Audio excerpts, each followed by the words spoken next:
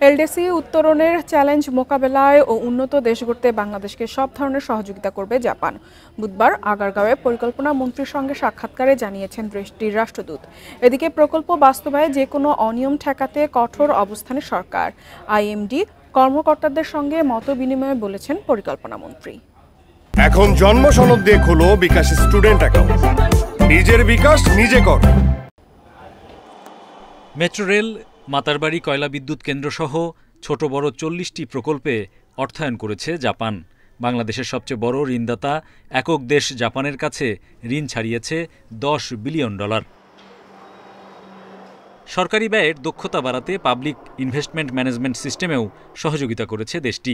এ খাতের পরবর্তী প্রকল্পেও টোকিওকে পাশে চায় ঢাকা।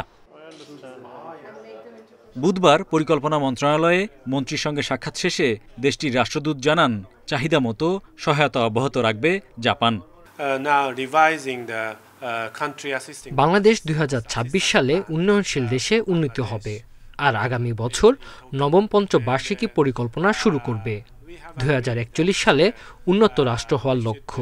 এইসব বিবেচনায় নিয়ে এই বছর আমরা কান্ট্রি অ্যাসিস্ট্যান্স পলিসি পর্যালোচনা করব। চাহিদা অনুযায়ী সহায়তার অগ্রাধিকার খাতগুলো ঠিক করব।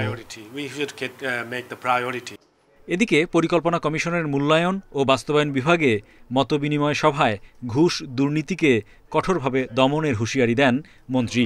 তাগিদ দেন নির্ধারিত সময় ও খরচে প্রকল্প বাস্তবায়নে আরও তৎপর হওয়ার।